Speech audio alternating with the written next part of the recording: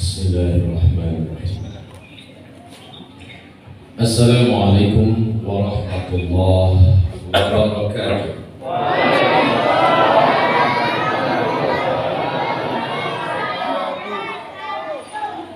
Alhamdulillahi rabbil alamin.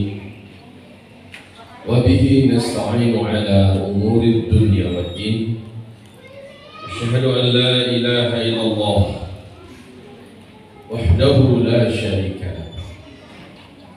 Wa asyhadu anna sayyidana wa habibana Muhammadan abduhu wa rasuluh la nabiyya ba'da. Qala Allah subhanahu wa ta'ala iqtarabatis sa'ah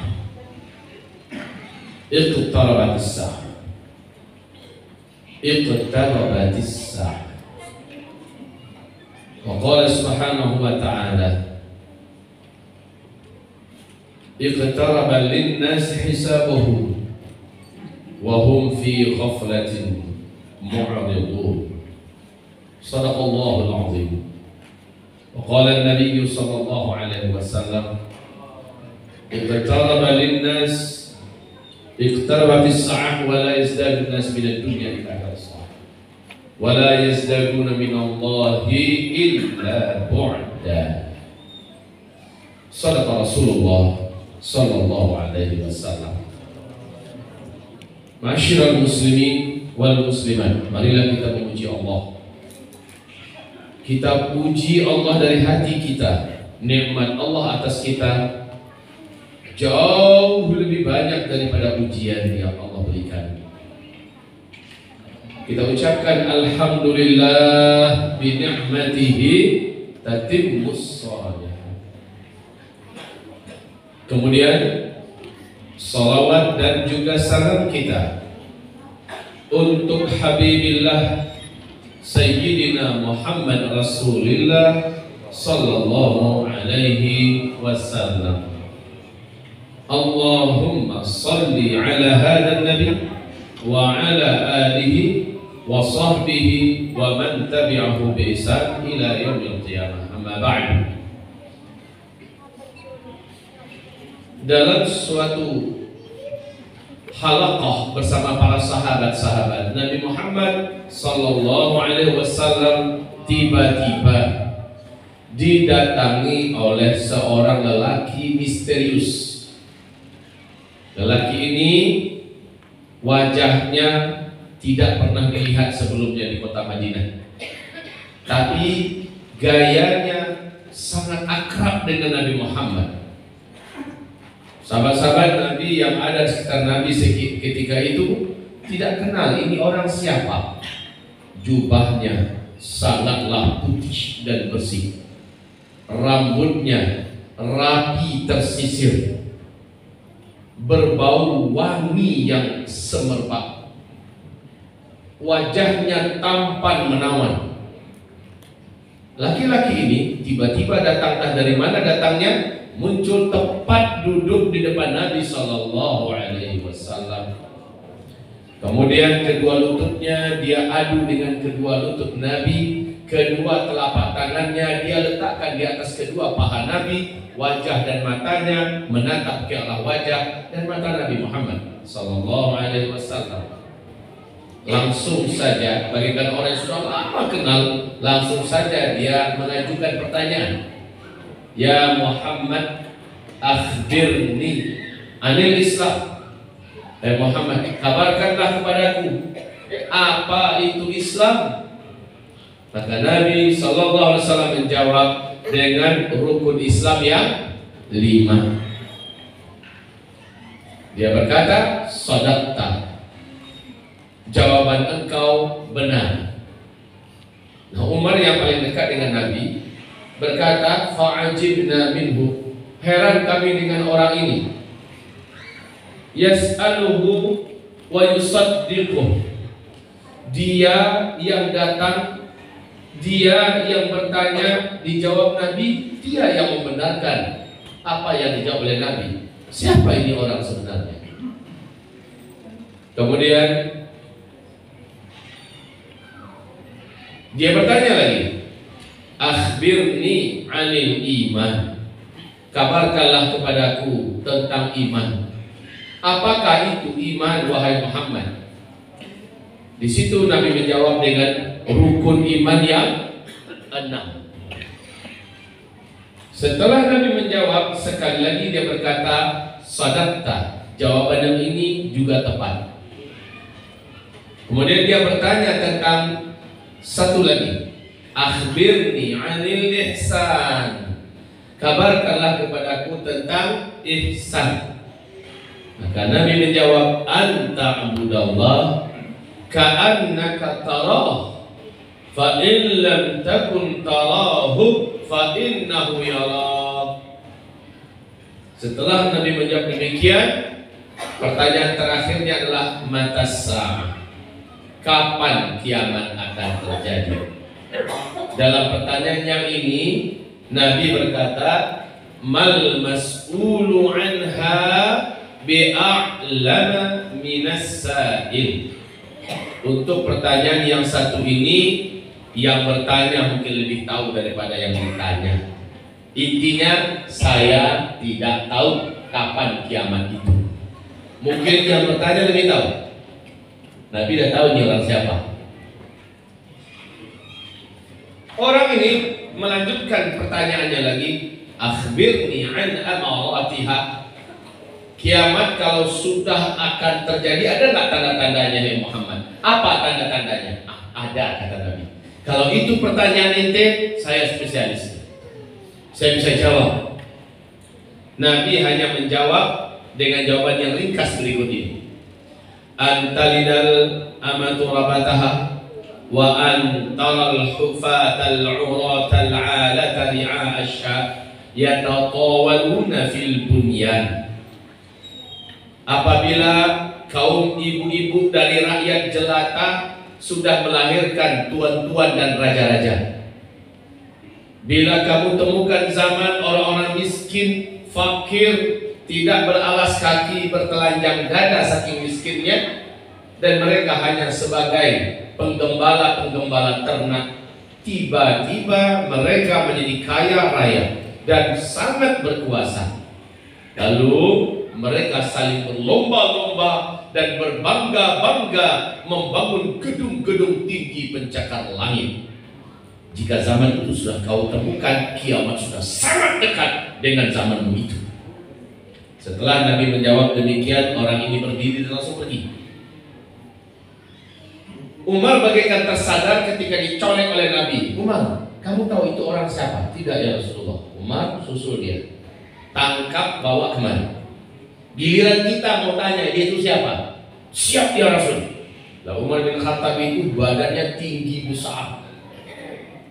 Langkah kaki Umar itu sama dengan 2 kali langkah orang biasa.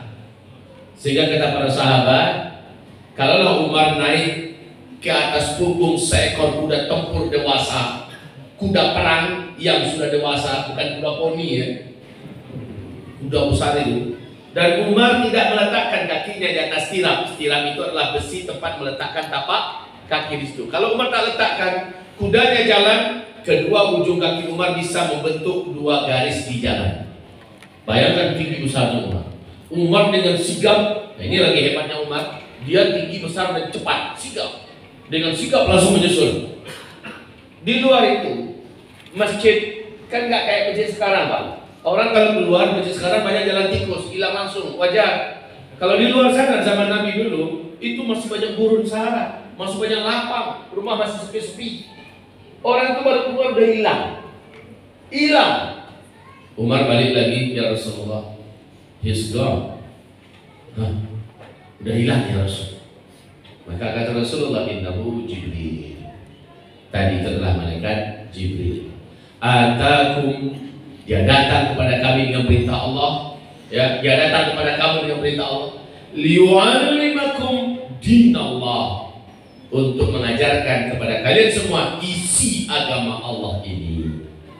Dengan hadis ini, para ulama-ulama salaf, ulama-ulama ahli hadis mengatakan dari hadis ini maka ditemukanlah jawaban rukun agama itu ada 4.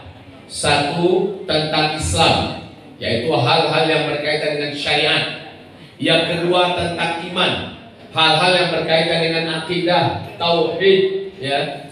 Yang ketiga ihsan, hal-hal yang berkaitan dengan tasawuf, pensucian hati, kebersihan jiwa. Dan yang keempat, ilmu tentang tanda-tanda akhir zaman, tanda-tanda hari kiamat.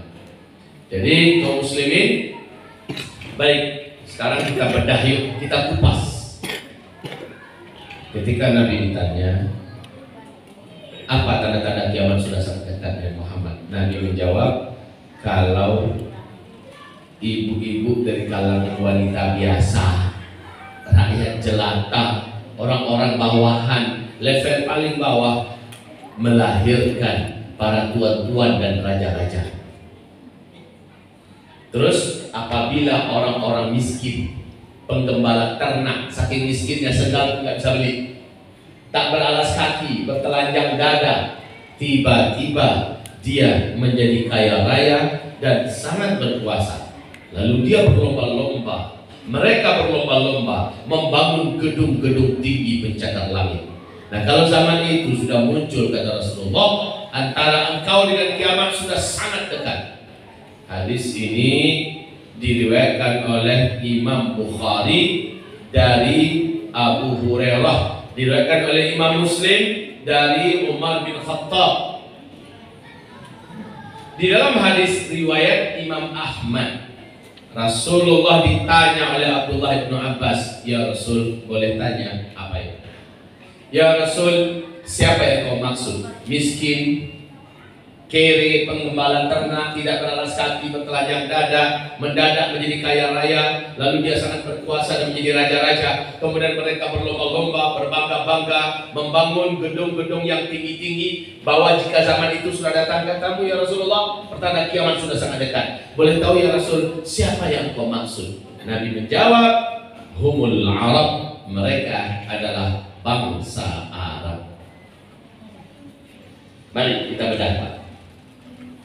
Yang pertama tadi kata Nabi, ibu-ibu biasa, mak-mak dari rakyat jelata, melahirkan tuan-tuan dan raja-raja. Tahu nggak Bapak Ibu? Yang dimaksud oleh Rasulullah itu adalah Arab Saudi sekarang. Arab Saudi sekarang yang berkuasa di atas kedua tanah suci kita, Makkah dan Madinah. Saud ini adalah dari Al-Saud. Mereka adalah orang-orang Yahudi yang datang dari Irak, pedagang. Singkat cerita, mereka berhasil masuk ke negeri Hijaz. Waktu itu Arab masih namanya masih Jazirah Arab, ya. Dia masuk ke negeri Hijaz, kemudian menikahi wanita-wanita tempatan. Singkatnya, lahirlah anak-anak. Dan dengan segala tipu daya dan akal liciknya, dia pun berhasil memegang tampuk-tampuk dan pucuk-pucuk pimpinan. Singkatnya, dia pun mendirikan kerajaan dinasti Saud atau disebut dengan Saudi. Ya, padahal wanita-wanita yang mereka nikahi adalah wanita-wanita dia biasa, dari orang kampung, orang yang tidak ada sama sekali posisi. Sekarang sudah menjadi raja-raja. Satu. Yang kedua, kata Nabi, humul Arab, mereka adalah bangsa Arab. Yuk kita lihat. Arab sebelum minyak bumi ditemukan kaya apa miskin, Bu?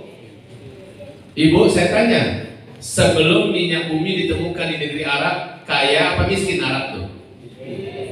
Miskin banget. Negerinya gersang, tandus, gurun Sahara, padang pasir yang luas bagaikan tak bertepi. Panasnya minta ampun ya Pak ya. Itu adalah Jazirah Arab. Dulu namanya masih satu, Jazirah Arabia. Tapi setelah minyak bumi ditemukan dari bumi Jazirah Arabia, Arab langsung berubah menjadi negeri-negeri terkaya di dunia atau negeri petrodolar. Betul Bapak Ibu? Dan mereka pecah menjadi 6 negara terkaya di dunia. Nomor 1 Qatar, nomor 2 Bahrain, nomor 3 Kuwait, nomor 4 Uni Emirat Arab, nomor 5 Arab Saudi, yang ke-6 Oman. Silakan lihat Bapak Ibu.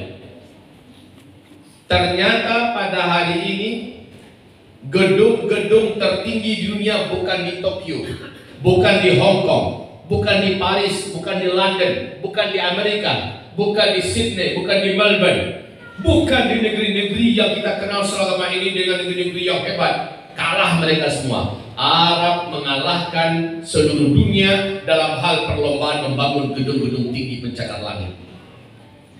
Pak, lihat yang paling dekat di hati umat Islam hari ini, Makkah. Apa yang dibangun oleh kerajaan Arab Saudi di sekitar Ka'bah kita, Pak, sekitar Masjidil Haram. Gedung-gedung tinggi pencakar langit, betul Pak ya? Bahkan jam terbesar di dunia tepat di depannya Ka'bah kita yang mulia. Tingginya lebih 640 meter. Luar biasa. Sementara sudah berdiri lagi gedung-gedung yang lebih tinggi daripada Tower Zamzam. Di Madinatul Munawwarah, Masjid Nabawi yang begitu agung dan megah, indah dan berwibawa, sekarang ini sudah bagaikan tenggelam oleh hotel-hotel bintang 5 yang mengelilingi Masjid Nabawi. Dan pembangunan masih terus berlanjut. Dulu pas masuk Madinah masuk nampak Masjid Nabawinya dengan menara-menara yang tinggi dan mewah, tapi sekarang udah hilang Pak. Udah dikelilingi oleh gedung-gedung tinggi, hotel-hotel bintang 5, mewah-mewah. Dulu ketika Raja Abdullah masih hidup, Pangeran Salman diminta oleh Raja Abdullah jadi gubernur di ibu kota Arab Saudi itu Riyadh. Oleh Pangeran Salman sebagai gubernur ibu kota Riyadh disulap menjadi kota metropolitan standar Eropa, bahkan sekarang mengalahkan Eropa. Masya Allah. Jeddah hari ini pembangunannya gila-gilaan. Jeddah Pak. Setahun kita nggak datang, Jeddah udah mengalami perubahan yang sangat signifikan. Sebagai pasar Timur Tengah, sebagai persimpangan peradaban Timur Tengah, Jeddah mengalami perubahan yang luar biasa. Ini baru Arab Saudi ya, baru Arab Saudi. Sementara Arab Saudi kalah oleh negara sebelahnya, Kuwait. Lewat Arab Saudi Pak. Kota-kota hebat di Eropa semuanya lewat oleh Kuwait. Kuwait juga kalah oleh negara Arab sebelahnya, Bahrain. Bahrain ibarat Indonesia, udah jadi bandinya Indonesia. Maka Bahrain sekarang ini pusat wisata dan pusat maksiat dunia. Bahrain. Laut disulap, semua negeri padang pasir disulap di Bahrain. Tapi sehebat apapun Bahrain, Bahrain masih mengaku kalah dengan negara di sebelahnya, Uni Emirat Arab. Saya awal 2019 diundang oleh komunitas muslim di sana, disponsori oleh Bapak Duta Besar Republik Indonesia di sana. Diundang 5 hari ceramah di sana ke Uni Emirat Arab. 2 hari, 3 hari saat kami di Abu Dhabi, 2 hari di Dubai. Saat di Abu Dhabi, saya diajak jalan-jalan ke sebuah hotel yang hotel tersebut hotel bintang 7. Hotel bintang 7, bukan bintang 5 lagi ya. Hotel itu bak istana, dari jauh megahnya nggak ketulungan. Mewah, masuk parkirannya saja sudah pengen foto-fotonya terus, saking mewahnya Pak. Halamannya semuanya keindahnya dan bagaikan berbungkus emas seluruhnya. Masuk kami ke dalam, kami melihat tiap sebentar, kami suami istri ya, mengabadikan kebersamaan kami di hotel itu. Lalu kami ditawarin untuk minum secangkir kopi spesial dari hotel tersebut. Alhamdulillahnya saya nolak Pak. Istri saya juga nggak mau.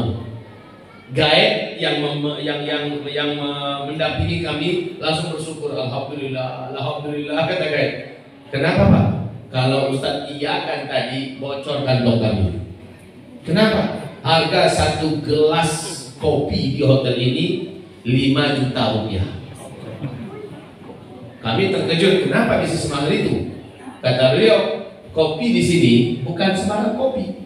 Memang awalnya kopi, tapi pas di atas dikasih serbuk dari serbuk emas yang dapat larut dalam lambung. Emas dapat larut dalam lambung. Alhamdulillah. Pikir hati saya, untuk apa? Diminum sekarang, besok keluarnya sama kuning dengan kuning yang lain. Kan rugi. Untung saya tak minum kopi di sana, Pak. Dan harga satu kamar di situ, Bu. Ibu tahu bara harga satu kamar situ. Boleh Sabina?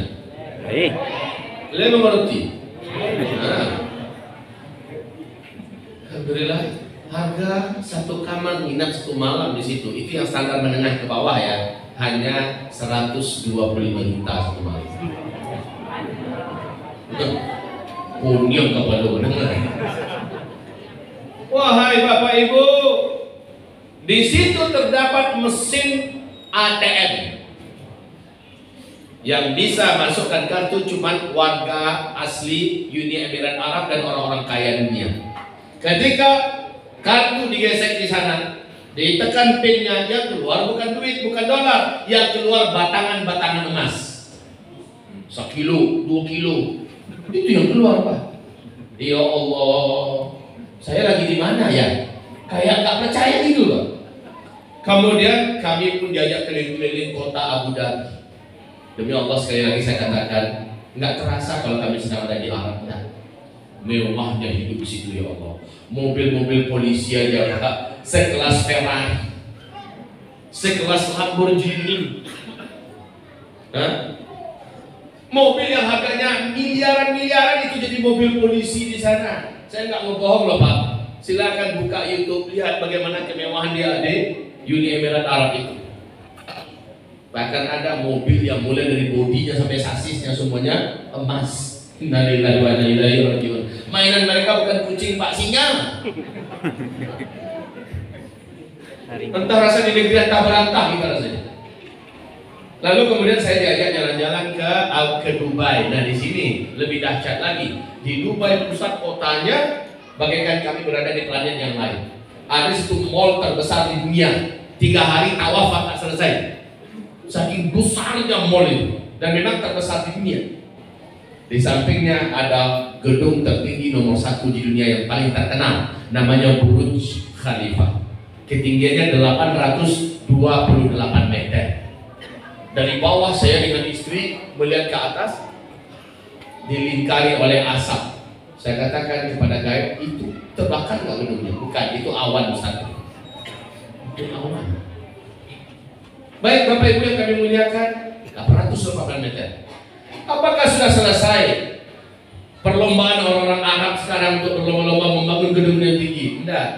Di Jeddah, di Arab Saudi sekarang, di Jeddah di tepi Laut Merah sedang berlangsung pembangunan gedung tertinggi nomor 1 di dunia yang akan mengalahkan gedung Burj Khalifa yang ada di Dubai. Berapa tadi yang di Dubai? Berapa tingginya? 828 meter. Sementara yang di Jeddah itu, pas kita mau mendarat Pak, mau mendarat di King Abdul Aziz Airport, kita mau mendarat, lihat aja Pak, di tepi agak tepian pantai, dari atas itu sudah nampak bangunan raksasa yang mencakar langit. Dan ini dibangun oleh orang terkaya nomor 1 di Arab Saudi, Pangeran Al-Walid bin Talal. Menghabiskan dana, namanya Kingdom Tower ya, menghabiskan dana 120 triliun rupiah lebih kurang. Itu duit Pak, pernah lihat belum sebanyak itu Bu? Kalau duit sebanyak itu dibelikan kerupuk Palembang tenggelam siang ini.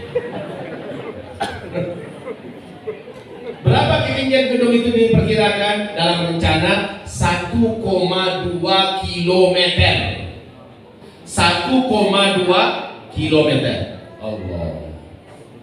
Menjelang saya meninggalkan Uni Emirat Arab, konsulat jenderal sana kasih saya hadiah. Ustaz, ini hadiah dari kami. Sejarah Arab lengkap, berbahasa Arab, bahasa Inggris, bahasa Indonesia, berfull color. Tapi di awal-awalnya saya lihat nggak ada warna, masih hitam putih. Oh ternyata ini awal-awal Arab dulu. Tercengang saya Bapak Ibu. Apa yang saya lihat dalam gambar yang pertama itu? Arab di bawah 1969. Saya lihat itu seorang penggembala ternak. Saya perhatikan tapak kakinya tak pakai terompah, dan dia hanya pakai rompi ya. Rompi tak ada pakai kaos dalam, tidak pakai baju dalam, untuk telanjang dada, menghalau domba-domba dan ternaknya dengan tongkat. Apa hadis yang kita baca tadi? Miskin, kere, tidak beralas kaki, bertelanjang dada, penggembala ternak, mendadak menjadi kaya raya. Ini yang kami lihat di foto pertama. Saya sebagai orang yang tahu hadis, Allahu Akbar, luar biasa, sempat difotokan dan ada di buku itu. Ya Rabb, kaum muslimin yang kami muliakan. Lalu kata Asosiasi Persatuan Muslim yang ada di sana dengan Pak Konsulat Jenderal, Ustaz, akhir tahun ini, kata beliau, di Dubai akan dibangun gedung yang mengalahkan Burj Khalifah dan bahkan akan mengalahkan Kingdom Tower yang sekarang sedang dibangun di Jeddah. Di Jeddah dia belum selesai lagi dibangun, sudah mau dikalahkan oleh gedung yang baru. Innalillahi. Inilah yang Rasul Nabi SAW. Miskin, kere, pengembala ternak, tidak beralas kaki, bertelanjang dada, tiba-tiba kaya raya dan menjadi penguasa dan raja-raja. Lalu mereka saling berlomba-lomba, berbangga-bangga membangun gedung-gedung yang tinggi, pencakar langit. Bila zaman itu sudah kalian temukan, kapan lagi kalau bukan zaman kita? Betul tidak? Bila zaman itu sudah kalian temukan, jarak masa antara kalian dengan kiamat sudah sangat-sangat dekat, kata Rasulullah Sallallahu Alaihi Wasallam. Ya Allah, ya Allah. Sampai di sini Bapak Ibu masih mau mengatakan enggak, bukan zaman sekarang tuh, nanti lagi. Mau ngomong seperti itu atau berani kita percaya, ya inilah zamannya. Mau tidak Bapak Ibu meyakini dan mempercayakan di zaman kita lah yang dimaksud Nabi Muhammad dulu itu. Betul tidak? Percaya Bapak Ibu apa belum? Kalau masih kurang saya tambah. Saya tambah bukti dari hadis yang sahih berikut ini. Nabi mengajak Mu'adz bin Jabal jalan-jalan. Kemudian Nabi SAW sampai ke daerah Tabuk. Apa kata Rasulullah kepada Mu'adz? Mu'adz, kau perhatikan wilayah ini. Negeri yang tandus, bebatuan, panas, minta ampun. Hai Mu'adz, apabila negeri ini sudah bersalju kelak, daerah kawasan ini bila sudah bersalju, maka antara ubun-ubunmu dengan hancurnya alam semesta sudah sangat dekat sekali. Sekarang tahun 2011, Syekh Imam Besar Masjidil Haram ya, Syekh Su'ud Syuraim dalam khutbahnya hari Jumat menggelegar mengingatkan umat Nabi Muhammad sedunia. Apa kata beliau? Sekarang daerah Tabuk sudah turun salju dan ketinggiannya sudah di atas mata kaki. Waktu itu ya 2011. Sekarang ketinggian salju yang turun ini udah mulai masuk bulan-bulannya nih. Ketinggiannya sudah sampai 1 pinggang, Pak. Sementara Nabi berkata nanti akan turun salju di sini dan bila itu sudah terjadi, kiamat dengan engkau sudah sangat dekat. Tidak berani kita membantah, wallahi tak berani kita membantah apa yang digambarkan Nabi dulu terjadi di zaman kita sekarang. Apalagi masih mau bukti? Saya tambahkan 1 atau 2 lagi bagusnya Pak? 2 lagi, 1 aja cukup. Nah, saya tambahkan 2. Oke, saya tambahkan yang ketiga sekarang. Yahsir al-furatu bi jabalin an dhahab yaqtatilun nasu alaih fayuqtalu kullu mi'atin tis'atun wa tis'una rajulan fayaqulu kullu wahidin minhum la'alli akuna ana alladhi anju. Menjelang kiamat sudah sangat dekat akan terjadi. Kalian akan semua menyaksikan sungai Ofrat yang mengalir di Irak akan berhenti mengalirkan airnya, dan akan tersingkaplah gunung emas yang menyebabkan manusia berperang memperebutkan emas itu di sana. Dalam setiap 100 orang yang berperang mati 99, cuma 1 yang hidup. Setiap mereka berkata, semoga 1 orang yang hidup itu sayalah orangnya. Di hadis yang lain Nabi berkata, kamu jangan ikut-ikutan perang di situ. Nah, kaum muslimin, sekarang berita yang menggemparkan. Pada bulan Februari di New York Times, apa itu New York Times?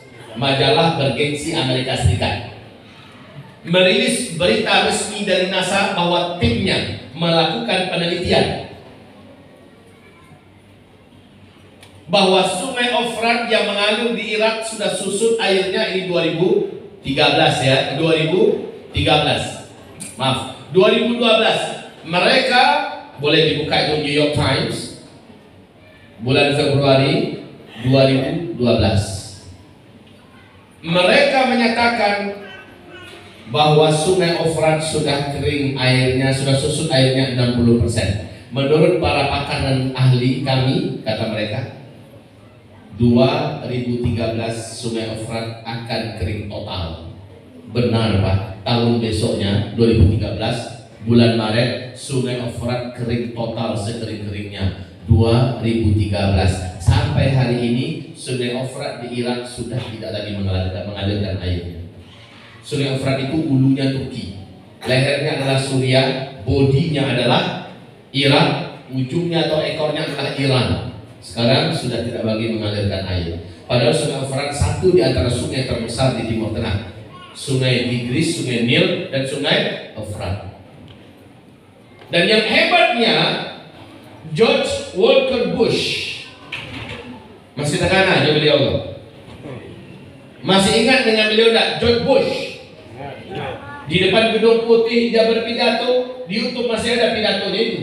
Bila mengatakan bahwa satelit kita, maksudnya satelit Amerika, telah melihat adanya potensi besar, potensi emas yang sangat besar dalam perut bumi Irak. Allahu Akbar, mirip dengan hadis Nabi. Kering sungai Ofrat, lalu ditemukanlah sungai apa? Gunung emas dalam perut bumi Irak. Yang nanti akan muncul karena suatu hantaman atau suatu getaran itu kan dia muncul ke permukaan. Nah, Amerika mengatakan satelit kita menemukan potensi emas yang sangat besar dalam perut bumi Irak. Amerika sebagai polisi dunia katanya akan memastikan emas ini aman dari tangan-tangan para penjahat yang tidak bertanggung jawab. Kasihan penjahat. Wahai kaum muslimin, sekarang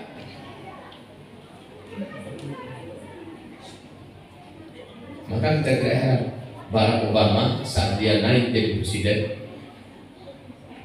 dia membatalkan menarik 350.000 pasukan darat Amerika yang menyebar di seluruh Timur Tengah. Dibatalkan waktu itu di zaman dia. Dibatalkan. Kenapa? Masih dalam rangka persiapan mengamankan gunung emas yang ada di perut bumi Irak waktu itu. Baiklah, setelah yang saya beritakan ini semua terjadinya di zaman kita, maka dengan ini saya rasa cukup Bapak Ibu. Apakah ini sudah cukup meyakinkan Bapak Ibu semua? Kita sekarang sedang di akhir zaman atau belum cukup? Masih mau tambah? Mau tambah apa? Kita masih mau tambah enggak? Tanda-tanda akhir zaman. Rasanya udah cukup ya. Itu lebih percaya ya. Kalau kita tambah itu belum percaya namanya itu. Bu, sudah percaya apa belum? Sudah percaya Bu? Apa sudah? Sudah percaya apa sudah? Nah, sudah. Kalau gitu mau saya nambah. Tapi saya nggak boleh lah. Mau saya tambah sedikit boleh. Rasul berkata, menjelang kiamat akan terjadi, kalian menyaksikan negeri Arab seluruhnya akan kembali jahiliyah, kata Rasulullah Sallallahu Alaihi Wasallam. Sekarang Bapak mengikuti nggak berita dunia tentang kondisi Arab? Yang paling kuat menjaga syariat selama ini adalah Arab Saudi. Arab Saudi pun hari ini sudah jebol, ya, sudah bagaikan Eropa, bahkan dah kalah pula Eropa oleh mereka sekarang ini. Inna lillahi wa inna ilaihi raji'un. Begitu juga Rasul mengatakan, di akhir zaman akan terjadi tahun-tahun di mana umatku terhalang menjalankan ibadah haji dan umroh ke tanah suci, dan itu terjadi juga di zaman kita. Betul Pak? Maka wahai Bapak Ibu yang kami muliakan, rasanya untuk sekedar meyakinkan Bapak Ibu sudah cukup, jangan minta tambah lagi. Kalau minta tambah buka YouTube, beli paket dulu, beli paket, buka YouTube, tulis nanti Uzma Media TV Channel. Tulis di situ Uzma Media TV Channel. Bapak Ibu puas mendengarkan uraian saya tentang bedahan akhir zaman berserial, ya, serial 1, serial 2 dan seterusnya. Oke, Bapak Ibu yang kami muliakan, sekarang kita buat perjanjian dulu. Nanti kalau waktu Isya masuk, kita berhenti break azan dan sholat dulu ya. azan dulu. Selepas sholat isya berzikir sholat sunat, kita lanjutkan sampai selesai. Siapa? Ya. Siap Bu? Ya. Jauh-jauh lo datang ini. Istri saya dan 2 orang anak saya tinggalkan Pekanbaru. Saya tinggalkan Pekanbaru karena terbayang perjalanan kemarin katanya lebih 2 jam dan melelahkan. Nah, jadi kalau saya jauh-jauh, maka Bapak Ibu yang dari dekat ini jangan sampai ambo kalau lewat dari jam 10 kamu tinggal Ustaz. Kalau begitu pula nanti. Baik, waktu isya sudah masuk, mari kita melaksanakan sholat isya terlebih dahulu. Assalamualaikum warahmatullahi wabarakatuh.